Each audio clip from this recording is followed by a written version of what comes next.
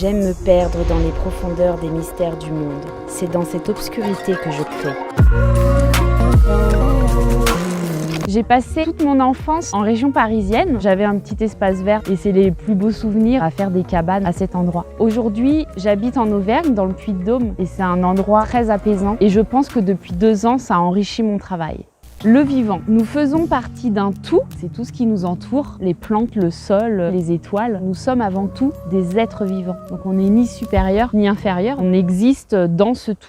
L'écologie, pour moi, c'est une manière de penser, d'habiter autrement de ce que l'on a créé jusqu'à aujourd'hui. Mais cette écologie, je la vois comme un chemin de joie, dans l'amour, vers une ouverture. C'est un nouveau regard que l'on peut porter sur nous-mêmes et sur notre rapport au monde. Les scientifiques sont des chercheurs et les artistes sont des messagers. Et aujourd'hui, je souhaite donner envie, je souhaite ouvrir nos cœurs à une relation plus simple, plus brute avec notre environnement. On en a besoin, réellement.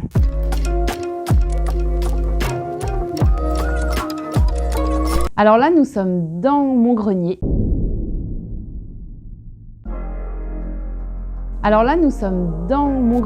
Dans le grenier où je dessine. Et c'est comme une sorte de rituel où j'ai tout mon espace, mon papier au sol, comme dans un petit cocon.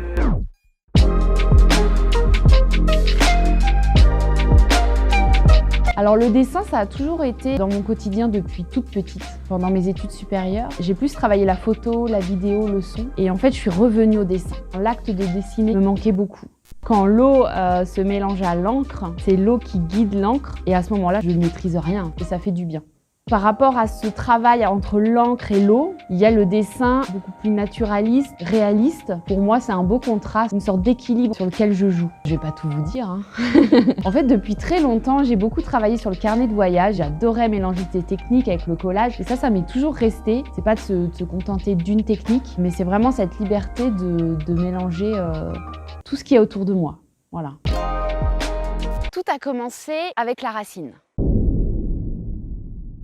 Tout a commencé avec la racine.